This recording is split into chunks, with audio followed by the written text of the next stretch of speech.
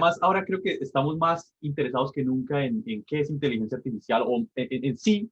Vamos a ver ahora em, el Machine Learning. Entonces, el Machine Learning, que es, bueno, aquí está, vamos a ver un poco sobre qué es regresión y clasificación, qué es el underfitting o overfitting, o el entrenamiento, sobreentrenamiento, que son los árboles de decisión, redes neuronales y máquinas de soporte vectorial. Entonces, vamos a hablar en detalle de tres diferentes machine learning, o sea, de tres diferentes algoritmos para que una máquina aprenda, para que un sistema matemático aprenda.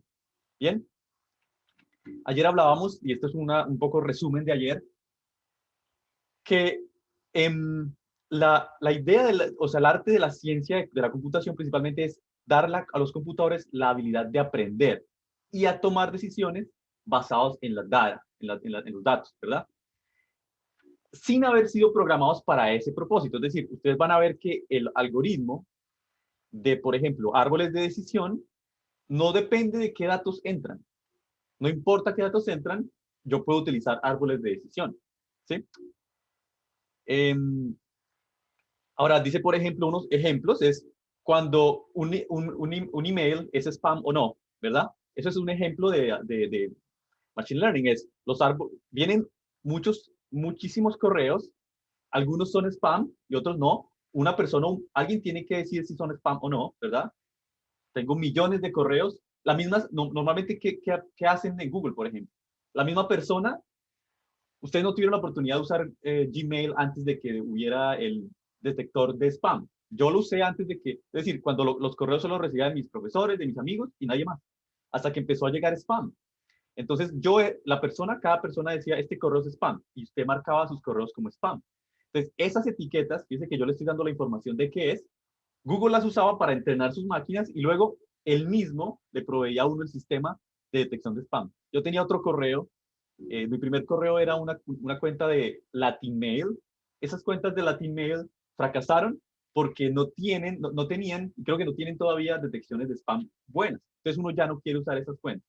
Por eso Gmail, que no fue la primera servidor de correo, es el más exitoso. Tal vez creo que es el más exitoso todavía.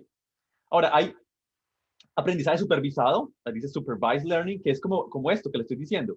Yo le estoy diciendo spam o no spam, pero muchas veces es posible que las máquinas de aprendizaje aprendan de datos en los que yo no sé cuál es la salida. Simplemente digo, aquí hay personas enfermas y personas no enfermas, pero no sé cuáles están enfermas y cuáles no. Y él hace un grupo y luego entonces lo que quiero es ver si ese grupo corresponde a enfermos y no enfermos. O como Jorge les comentaba ayer en el tema de las aves, ¿no? Del Burmiesteri, que es, hay dos grupos, los expertos dicen que hay dos grupos. Vamos a ver si en este grupo, que yo no sé cuál es cuál grupo, la máquina es capaz de detectar dos grupos y los detecta y nosotros nos damos cuenta que tienen sentido porque el primer grupo está desde Costa Rica hasta el norte de Bolivia y el segundo grupo desde el sur de Bolivia hasta Argentina y Brasil. Entonces, lo que hicimos es, sin label, sin etiquetas, aprendimos de los datos. Entonces, ese es como el resumen de Machine Learning. De nuevo, se puede pensar que lo que necesitamos es muchísimos datos, ¿verdad? Porque ayer vimos la necesidad de Big Data, entonces ese es Machine Learning, aprender de esos datos. Entonces, vamos a hablar de regresión y clasificación. Regresión es ese tipo de problemas en los que lo que queremos nosotros predecir o detectar es un valor continuo, ¿sí? Como por ejemplo la edad, ¿no? La edad se puede decir que es un continuo, es decir, alguien puede decir, pero nadie puede tener 2,5 años. Sí, pero el punto es que sean números en los cuales 2 sea mayor que 1 o 3 sea mayor que 2, ¿sí? Yo ponía el ejemplo de, por ejemplo, a ver, este, em, supongamos que tuviéramos plantas y tenemos los planetas, ¿sí? Supongamos que todos los planetas tienen una composición de muchos materiales. Entonces, yo tengo el diámetro, muchos valores de los planetas y luego los enumero como Mercurio, número 1, Venus, número 2, Tierra, número 3, ¿sí? Y el punto es que 2 no es mayor que 1, es decir, no es que Venus sea mayor que Mercurio, o sea, el número 1 o 2 es una etiqueta, pero no es una etiqueta que tenga valor en realidad numérico. Es una etiqueta que usé un número, pero en realidad el número no tiene mucha relación, no tiene una significancia que es mayor que el otro. Eso lo vamos a ver un poco más con detalle. De nuevo, por ejemplo, cuando yo digo hombre o mujer, hombre le asigno el 0, mujer le asigno el 1, ¿sí? O, cuando yo dije que mujer es 1, no significa que 1 sea mayor que 0, ni tampoco que 0 sea menor que 1, y si yo asignara al contrario, tampoco significaría que 1 sea mayor que 0 porque hombre, ¿verdad? Es decir, yo puedo asignar un número en vez de escribir hombre o mujer, y ese número no va a significar tampoco mayor o menor que. Entonces, eso es lo que hace la regresión. La regresión eh, es cuando detectamos o predecimos números que tienen sentido estar ordenados en cierta forma. La clasificación, en cambio, es cuando lo que hacemos es tomamos unos datos y lo que vamos a hacer es asignar a una clase, ¿sí? A una clase. Entonces tenemos diferentes clases. Las clases son valores discretos. De nuevo, entonces, por ejemplo, estamos hablando del ejemplo de, em, de tenemos muchos datos y hay dos clases. Una clase es eh, masculino y la otra clase es femenino. Entonces son dos clases. Tenemos muchos datos, el nombre, apellido, ciudad, etcétera, edad, y podemos clasificar hombre o podemos clasificar mujer. Entonces esas son clases, ¿sí? En un problema de clasificación lo que yo quiero es asignarle a una clase, enfermo, no enfermo, ¿verdad? Entonces, el experimento, aquí como estamos viendo en la izquierda, se podría decir que Goku es la clasificación y Vegeta es la regresión. O sea, las dos son importantes, las dos son de las aplicaciones que hay en Machine Learning. En esa gráfica, los puntos son los datos, los puntos son los datos, tiene la temperatura y el ozono, y la línea roja es el resultado de la regresión. ¿Ustedes creen que es bueno, ya lo dije, ese es un problema de regresión, ¿verdad? Es un problema de regresión. Sí, entonces la entrada era el ozono y la salida era la temperatura. Yo quería preguntar si era un problema de regresión o de clasificación, pero es claro que este es un problema de regresión. ¿Sí? La temperatura, como ven, es un valor numérico que 80 es más que 79 y más que 70, entonces tiene sentido que calculemos el número. Entonces, un ejemplo de regresión, dice aquí otro ejemplo, es cuando queremos, por ejemplo, saber el precio de una casa o fijar el precio de la casa. Yo, por ejemplo, digo, yo tengo una casa para vender, ejemplo, y yo bajo de internet muchísimos datos de muchas casas que han vendido, por supuesto en mi zona, porque tiene que tener sentido así. Entonces vendo, bajo los datos de la zona, bajo los datos como cuántos baños tiene, cuántos metros cuadrados, cuántas habitaciones, y este es el precio de venta.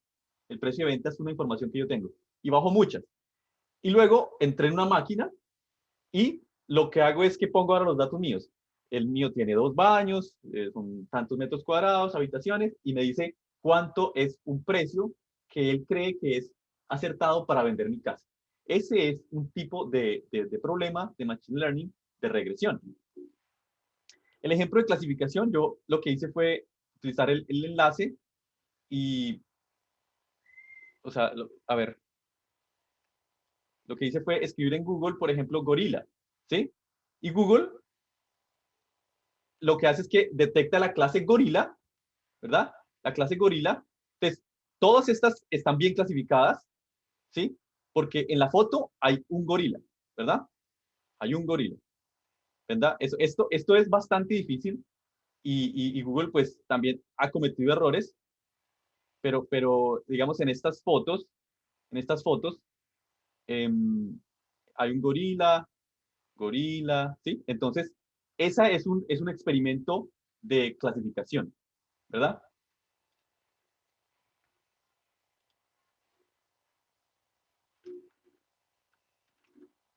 Bueno,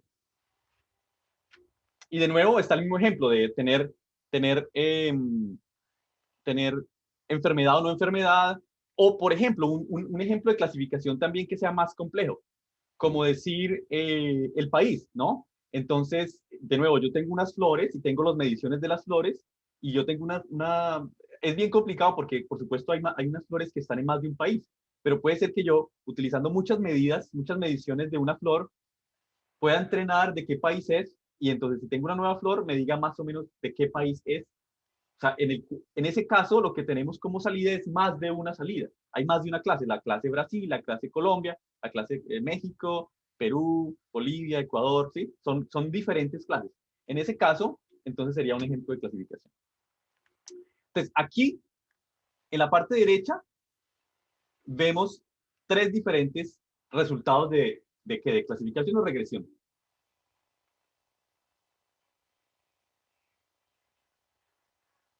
¿Qué dice Paola? Es una regresión. ¿Votamos? Hugo, ¿hacemos la votación? Ya, hagamos una votación, ¿sí? ¿Qué dicen? Es yes para regresión y no para clasificación.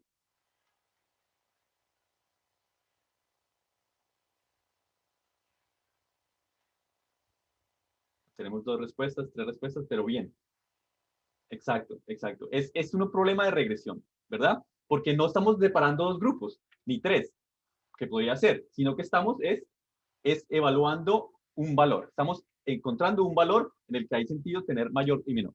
Entonces, el problema que quería resaltar con estas figuras es que hay unos datos, ¿sí? Y hay una línea, hay una forma, Ronald lo decía ahorita, por ejemplo, esto es sencillo, es simplemente dos dimensiones, pero ¿qué tal que tuviéramos muchísimas? Como en la física, a veces tenemos muchísimas, la temperatura, la masa, la gravedad, etcétera.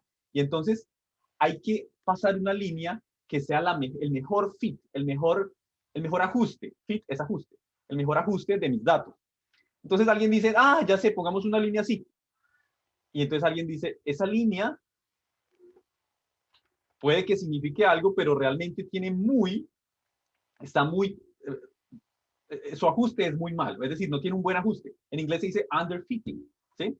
Ahora, miren las de la parte derecha. Esta persona que desarrolló el de la parte derecha, lo que hizo fue crear una línea que pasa exactamente por todas, ¿sí? ¿Ustedes creen que ese es correcto? ¿Que eso es una forma correcta de hacer una regresión? Eso es un problema. Porque fíjese que yo hubiera, en vez de estos datos, de todos los datos de la parte derecha, supongamos que yo hubiera usado únicamente los datos desde aquí en adelante, ¿sí? Voy a usar esta anotación para. Entonces, supongamos que hubiera usado los datos desde aquí en adelante, ¿sí? En adelante, ¿sí? Entonces, en ese caso, esta línea no hubiera bajado, ¿cierto? Sino que esa línea tal vez hubieras hecho como así, ¿sí? Este dato que está aquí no se usó para el entrenamiento. Entonces, la máquina no sabe qué va a pasar por acá. Entonces, fíjese que si yo hubiera dicho la entrada es esta, me hubiera dicho que la salida era como por aquí, ¿cierto? Y fíjese el error tan grande que hubiera cometido, ¿cierto? En cambio, mira esta línea, no le importa que yo no use esto, pero esta hubiera hecho más o menos un buen trabajo en detectar, ¿sí? O tal vez hubiera pasado más cerquita. Entonces, hacía un buen trabajo y ese es por eso lo que se llama el ajuste correcto. El underfitting, de nuevo, no hace muy buen trabajo en incluir todos los puntos. El overfitting incluye todos los puntos, pero no es como universalizable, no es generalizable, ¿sí? Y el correcto, pues normalmente es mucho más robusto a eso. Bueno, entonces aquí en el ejemplo de la izquierda está, cuando alguien entrenó la máquina de aprendizaje utilizando solo una raza de perro, si usted le pregunta que si es perro, le va a decir que no, ¿sí? Porque utilizó todos los perros, si usted puso perros, gatos y todo eso, y hay solamente un perro, que era este pastor alemán, creo que es, y resulta que ponen tal vez poodle, y dicen, no, no es un perro. Bueno, porque se ven bien diferentes, ¿no? Es más seguro que diga que es un gato u otra cosa. Por eso tiene que tener variedad, ¿no? Y el overfitting imagínense que yo pongo estos perros, pero todos son de color marrón, ¿ven? Si pongo este perro, me va a decir no, porque cometí un error en mi base de datos, es que todos los perros eran de color marrón. Y una analogía que yo también quería compartir es, supongamos que alguien hace freestyle de soccer, de fútbol, ¿no? Que sabe muchos trucos con el balón, ¿verdad? Esa persona sabe tantísimos trucos y entrena diariamente haciendo trucos que cuando lo pones a jugar fútbol, en realidad no es muy bueno, ¿sí? Porque está sobreentrenado para hacer trucos con el balón, que en realidad en fútbol es solamente una parte. Entonces, se sobreentrenó para eso, pero para la parte de jugar, de correr, de hacer pases, realmente no es muy bueno. Ese es otro ejemplo en la vida diaria de underfitting y overfitting. Si tienen alguna pregunta, como siempre, me pueden interrumpir.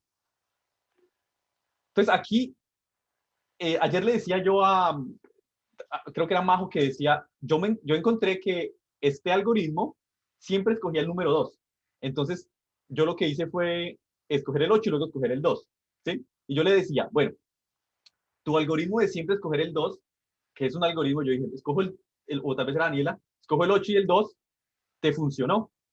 Pero para yo saber que tu algoritmo es bueno, tienes que correrlo muchas veces, 100 veces. Eso me ayuda a ver que no fue por suerte, ¿sí? Si alguien te dice, yo tengo un algoritmo buenísimo para hacer tal cosa, entonces dígale, repítalo 10 veces y si las 10 veces le funciona, le creo. 10 veces son pocas, pero 10 veces es al menos una forma de darse cuenta que no fue por suerte, ¿sí? Entonces, lo mismo hacemos en Machine Learning. Tenemos, digamos, un número de datos, digamos 1000, ¿sí? Y este está dividido entre 5. Entonces, lo que hacemos es, entrenamos la máquina utilizando todos estos, que aquí dice training, o sea, entrenamiento. Entonces, utilizamos estas 4 divisiones de aquí y testeamos en esto, ¿sí? ¿Mm? Como quien dice, la persona que estaba, lo que hizo fue mirar qué números cogieron estas máquinas de aquí, el algoritmo, estos trucos de aquí, y escogió, de ahí aprendió y luego lo entrena aquí, lo testea aquí. Dice a ver si tuvo éxito o no. Luego lo que hace es que usa este más estos 3 de acá y lo testea acá. ¿Sí? Cuando hacemos eso de nuevo, lo que garantizamos es que los resultados no son gracias a la suerte, sino que en realidad son un correcto algoritmo de regresión o de clasificación. ¿Bien? Eso se llama cross-validación. Esa es la forma en cómo prevenimos que el algoritmo, y vamos a ver unos algoritmos que son muy dados a sobre ejercitarse sobre los datos. Entonces, es muy importante siempre utilizar una técnica de cross-validación, o cross-validation en inglés. Ahora Jorge nos va a hablar un poco de cómo se evalúan los sistemas de inteligencia artificial, específicamente de Machine Learning.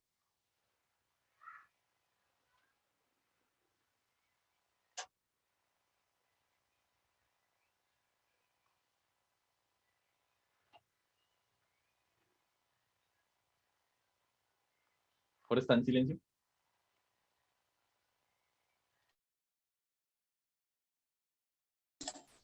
Vale, de nuevo, hola a todos. ¿Están viendo mi pantalla y me están escuchando? Sí. Bueno, vale. Bueno, siempre que tenemos un modelo, que construimos un modelo de Machine Learning, es muy importante evaluar qué tan bueno es. Medir qué tan bueno es porque, como lo hemos hablado, la idea es que estos modelos se van a utilizar en contextos cambiantes, o sea, con nuevos datos. Y entonces la pregunta es muy importante. ¿Qué tan bueno es nuestro modelo? Entonces, una primera métrica para analizar qué tan bueno es nuestro modelo, que es una de las métricas más comunes, es la precisión o accuracy, que pues es en general un porcentaje calculado a partir del número de predicciones correctas dividido entre el total de datos que tenemos en el estudio. Sin embargo, vamos a ver que este modelo, si bien es muy común, nos puede llevar a algunos errores. Por ejemplo, vamos a retomar el ejemplo que Hugo mencionaba y que también hablamos ayer de los correos electrónicos. Entonces, vamos a evaluar un clasificador, o sea, un modelo de Machine Learning que clasifica correos no deseados o spam, con las siguientes condiciones. Vamos a ver. Sabemos que el 99% de los emails son reales, o sea, o no son spam, ¿sí? Y el 1% de los emails son spam o correo no deseado. Vamos a hacer este ejemplo y vamos a evaluar. Pues resulta que nosotros hemos construido, utilizando Weka, puede ser, bien, un modelo que predice todos los emails, predice o clasifica todos los emails como reales. O sea, a ver si es claro el ejemplo.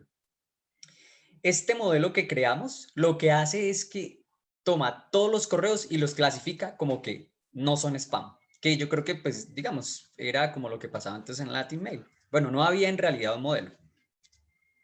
Pero en este ejemplo tenemos un modelo. Lo que pasa es que el modelo a todos los clasifica como que son correos reales. Vamos a decir reales aquellos que no son spam, ¿vale? Entonces miremos utilizando la fórmula que dijimos ahorita, que hablamos ahorita, número de predicciones correctas. Vamos a hacer un ejemplo con 200 emails. Supongamos que introducimos 200 emails un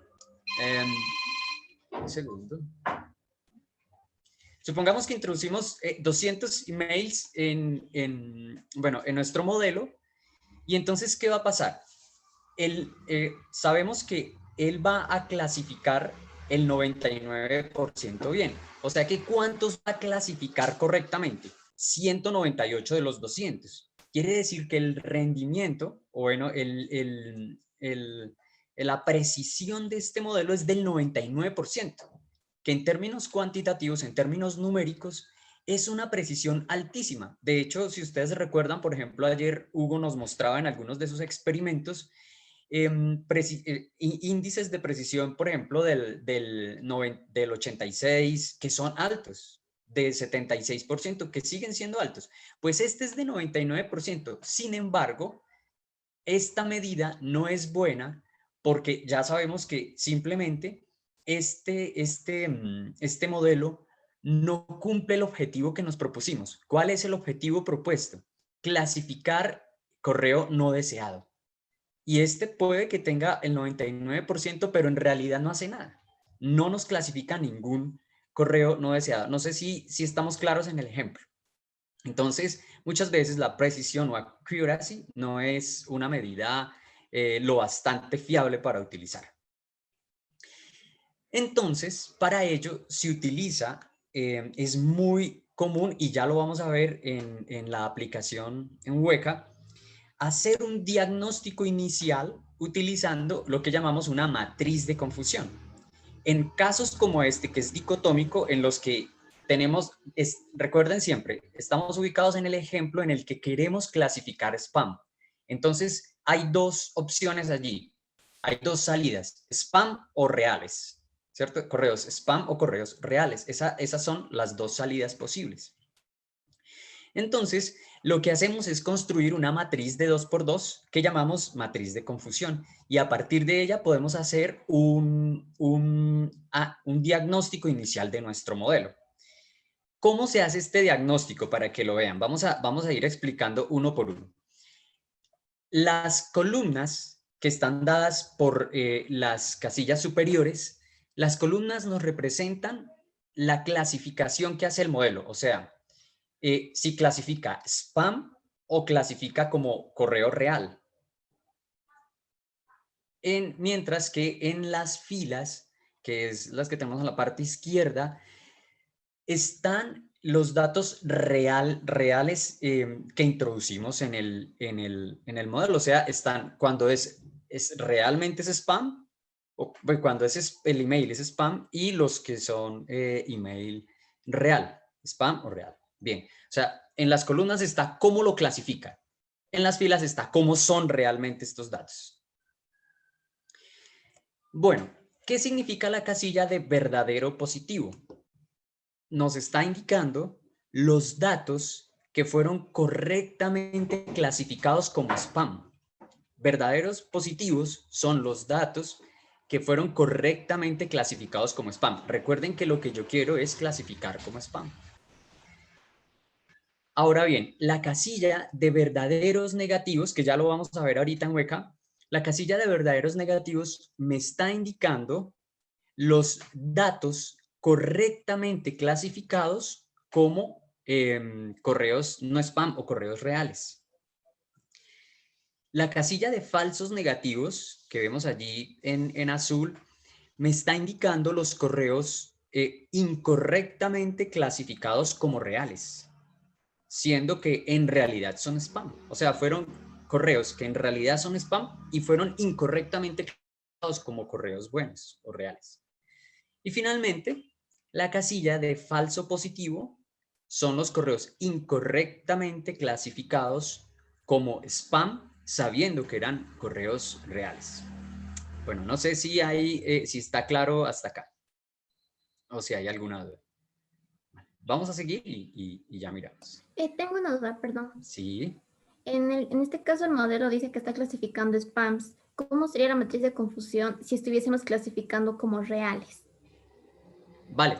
O sea, si el interés, o sea, si la clase de interés, como lo dijo Hugo, la clase de interés para nosotros fuera reales, o sea, que el sistema me reconozca o me clasifique correos reales, entonces cambiaría. Ya nuestros verdaderos positivos van a ser precisamente los correos correctamente clasificados como reales. Es decir, esto de verdadero y falso, esto de verdadero, de positivo y negativo, corresponde al interés, a la clase de interés de quien está investigando. No sé si sea, si fue clara mi respuesta, María José. Opa, opa. Vale. Sí, gracias. Bueno, entonces, bueno, muy importante, de hecho, es lo que queríamos, es lo que iba a presentarles ahorita, o sea, precisamente tener muy en cuenta que los que en este caso, en este ejemplo que queremos hacer, en donde queremos clasificar spam, nuestros verdaderos positivos son aquellos correos correctamente clasificados como spam. De otro lado, entonces nuestros verdaderos negativos son todos los correos que fueron clasificados como reales y que en realidad eran correos reales, o sea que fue correctamente clasificado. Eso es muy importante, o sea, lo de positivo o negativo, en general, lo positivo lo consideramos como la clase que nos interesa estudiar o que nos interesa clasificar. Bien,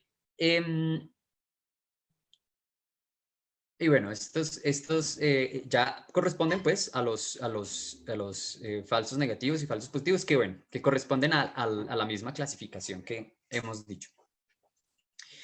Y entonces, bueno, ya dijimos que a veces esta medida del accuracy no, bueno, bueno, un elemento que voy a compartirles acá. ¿Para qué también nos sirve? Ahorita yo sé que ustedes cuando hagan cuando corran el programa de Weka, de las primeras cosas que uno mira en realidad es precisamente el accuracy, por un lado, y en segundo lugar, las matrices de confusión. Y bueno, ¿para qué, entre otras cosas, nos sirve la matriz de confusión? Por un lado, para hacer un diagnóstico inicial de cómo nuestro clasificador, valga la redundancia, clasificó. Para eso nos sirve, nos muestra muy bien la matriz de confusión esto, cómo hizo el trabajo.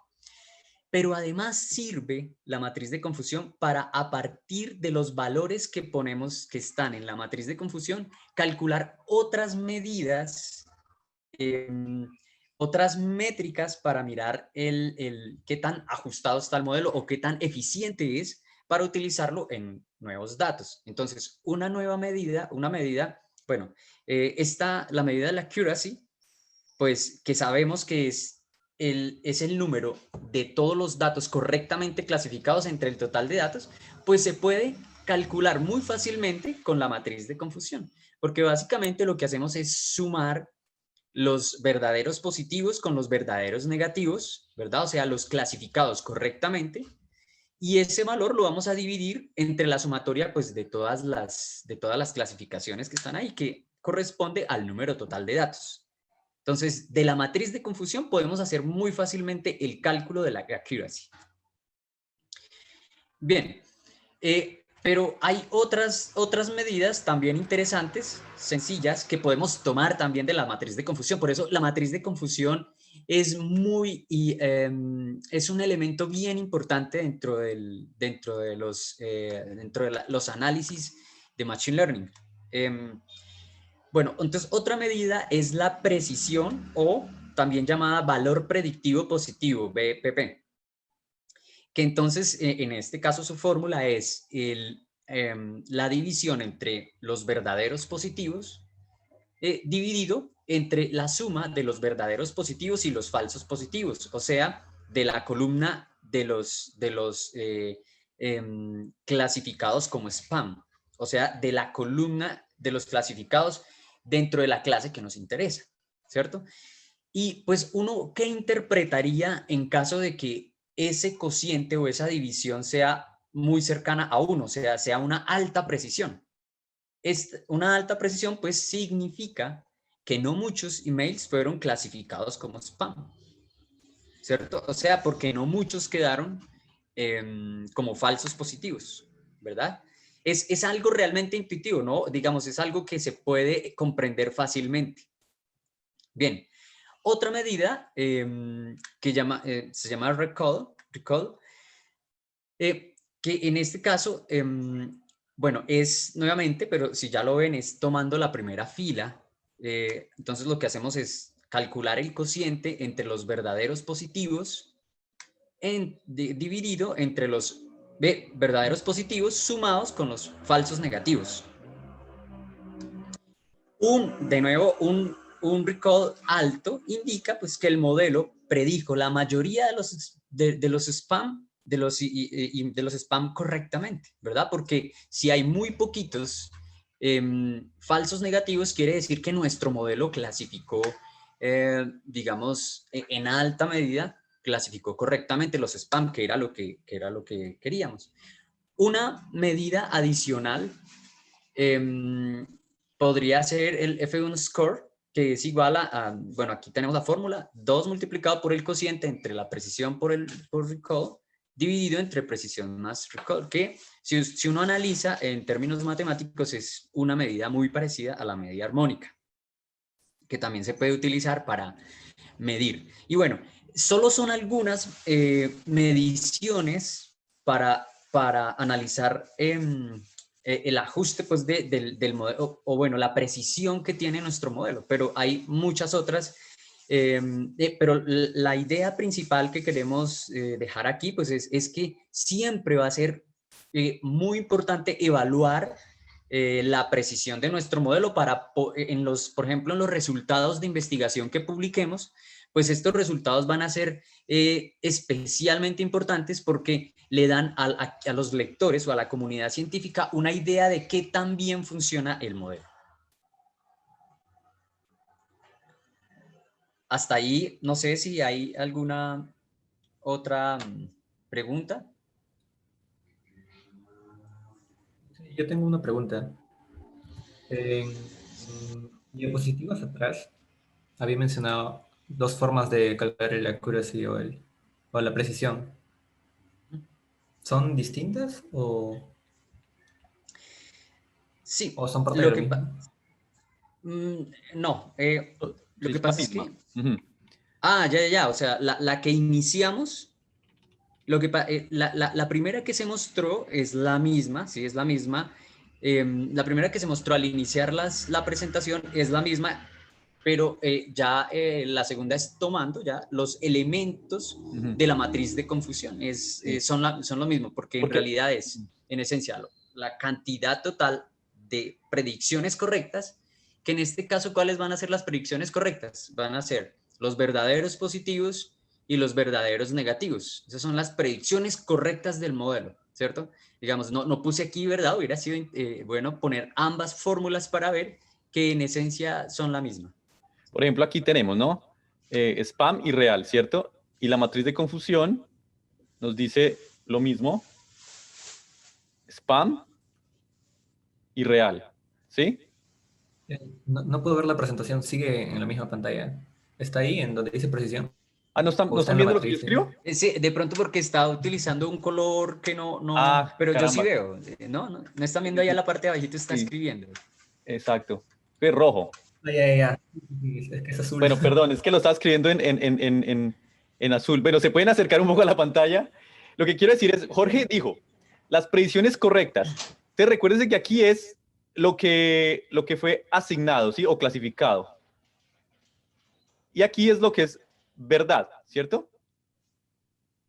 Lo que es la verdad.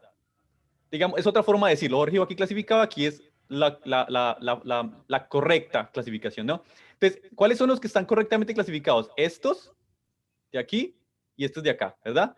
Estos de acá se llaman verdaderos positivos, estos se llaman verdaderos negativos, ¿cierto? Entonces, en la ecuación que vamos a ver más adelante dice verdaderos positivos más verdaderos negativos dividido entre verdaderos positivos, eh, falsos negativos, ¿cierto? Falsos positivos, ¿verdad? Porque eran realmente reales, pero fueron asignados como spam, ¿sí? Entonces Entonces son falsos positivos. Y verdad, entonces, si sumas este con este y divides entre todos, es lo que está expresando Jorge aquí. ¿Verdad? Entonces es la misma. Y yo quería... Claro. Ajá. ¿Lo entendiste? ¿Sí?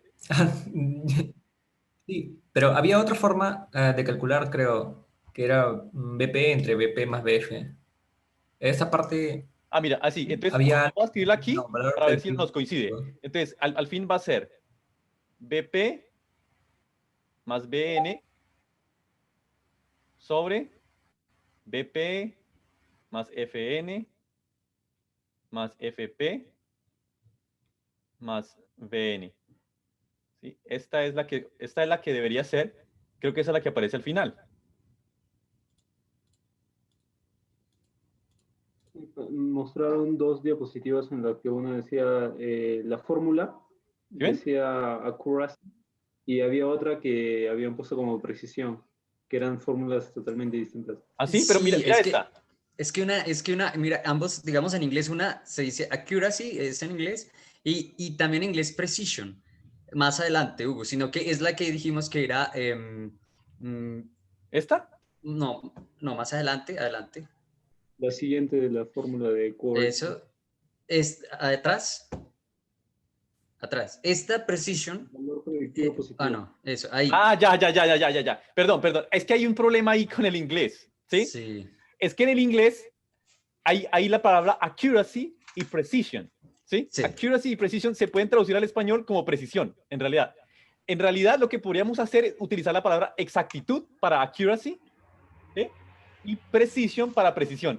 Muy bien, muchachos, Mauro y José Alejandro, Sí, que muy bien.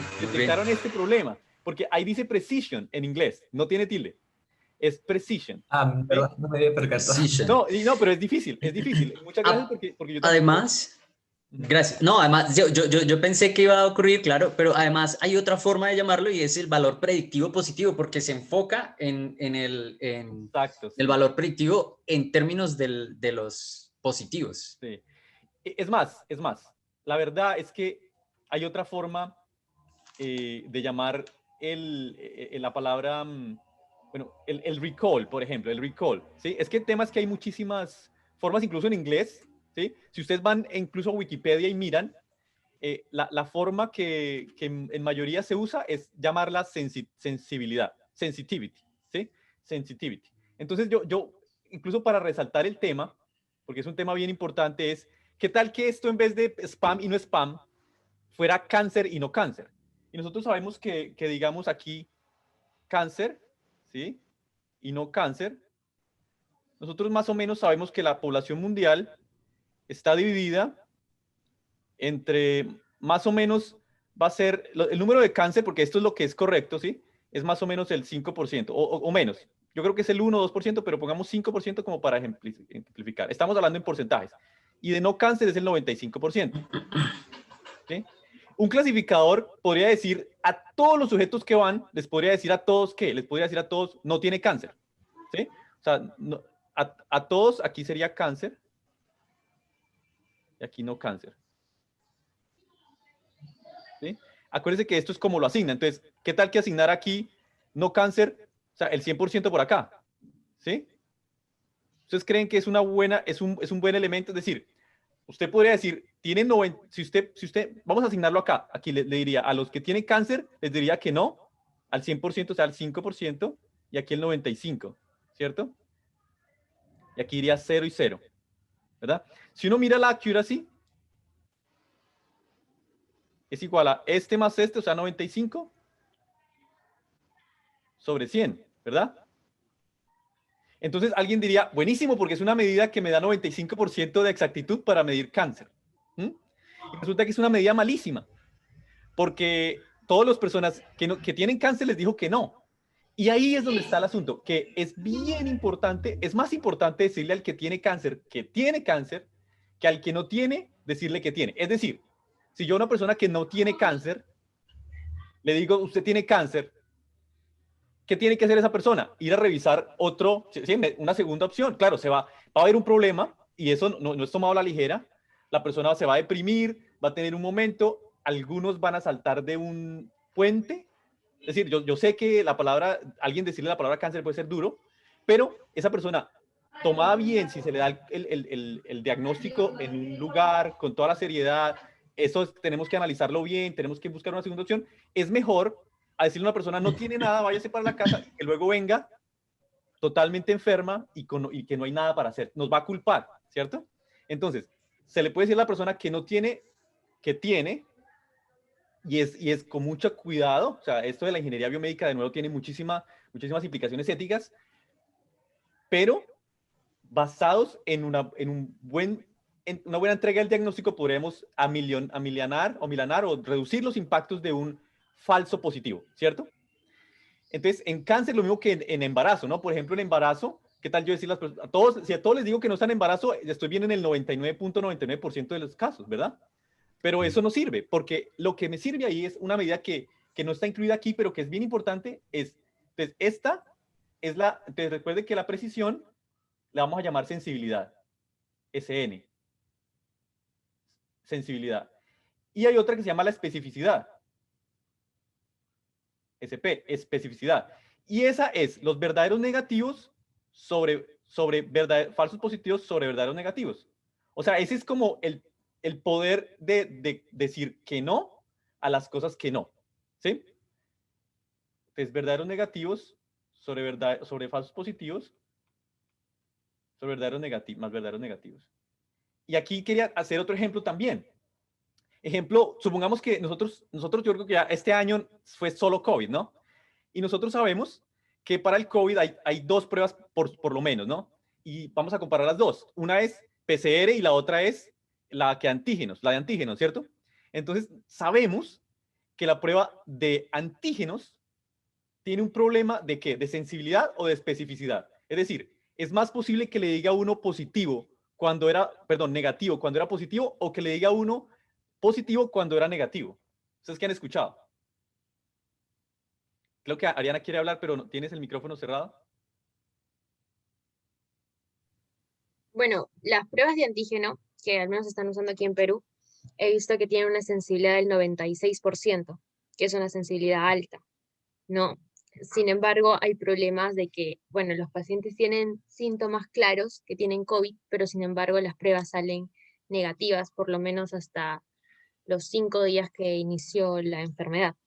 Entonces, ahí no sé si es problema de, de bueno, del fabricante o en sí la sensibilidad de la prueba, ¿no? Que en realidad tenga una sensibilidad del 96%, sino algo Bien, menos. y dijiste sensibilidad, porque en este caso es sensibilidad. Fíjate que es a los positivos, hay muchos positivos que no les dice positivo. Entonces es un problema de este recuadro, ¿cierto? Es un problema de este recuadro, ¿cierto? O más bien es un problema de este recuadro. Hay muchos falsos negativos. Les dices que no, o muchos no, pero es un porcentaje importante, les dice que no y sí lo tenían. ¿Sí? En cambio es buena en sensitividad, en especificidad, porque La si especificidad. a una persona le dice positivo, es bien posible que era un positivo. ¿Sí? O sea, aquí, verdaderos negativos son bien pocos. ¿Sí? Perdón, estos falsos positivos son bien pocos acá. Perdón. Es decir, esos son conceptos que tienen cierta dificultad, claro, pero lo que tenemos que hacer es siempre analizar los, o sea, ahora que sabemos, ¿qué pasó acá? ¿Cómo es que ya no puedo escribir? Ah, esta. Ok. Entonces, ya podemos analizar un poco mejor. Si yo tengo una prueba de detección de cáncer, ¿sí? No me sirve necesariamente la exactitud, a no ser que tengamos una muestra de 50 sujetos y 50 sujetos siempre, sino que nos sirve es mirar toda la matriz de confusión. Toda la matriz de confusión tiene que mirarse, ¿verdad? Para analizar la parte de la sensibilidad, la parte de la especificidad y poder tomarnos una mejor idea. Otra cosa que quería decir era que alguien decía, bueno, alguien puede preguntar, bueno, ¿y qué tal si en este caso, por ejemplo, la prueba era de más de una cosa, ¿sí? Entonces, por ejemplo, la prueba de COVID, influenza y sano. COVID, influenza y sano, ¿sí? COVID, influenza, perdón, COVID, influenza y sano. Sano. Entonces, esta es una matriz de confusión que tiene 3 clases, ¿sí? 3 clases, ¿verdad?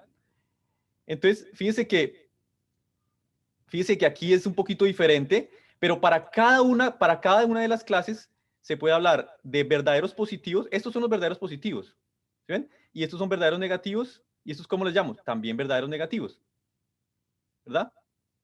Perdón, falsos. Estoy hoy.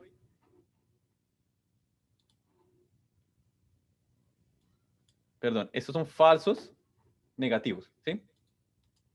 Son falsos negativos. Estos aquí son falsos negativos y falsos negativos. ¿Por qué? Porque en realidad son COVID, pero dijo que era influenza. En realidad son COVID, pero dijo que estaban sanos. Entonces son falsos negativos por COVID. ¿Sí ven? Son falsos. Y ahora mismo va a pasar lo mismo por influenza. Aquí están los verdaderos positivos de la influenza. Y estos son falsos negativos. ¿Sí? Falsos negativos. Entonces, lo que quería decir es que también es importante saber cómo interpretar la matriz de confusión en el caso de que las clases sean de más de 2, tengamos más de 2 clases en los datos, ¿verdad? Bueno.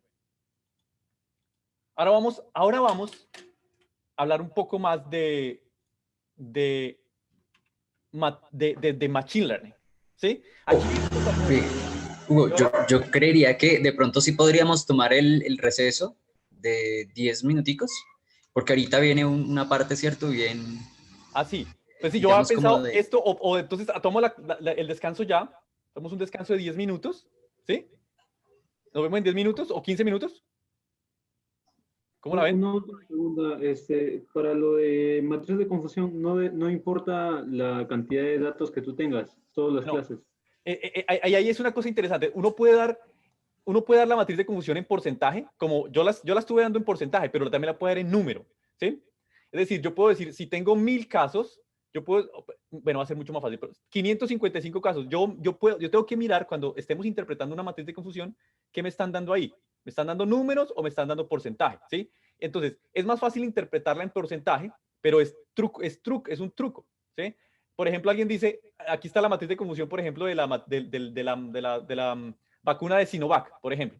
Y me dicen 95% en personas mayores 99% en personas mayores de 80 años. Pero resulta que en el experimento hubo solo 5. Ejemplo, ¿sí?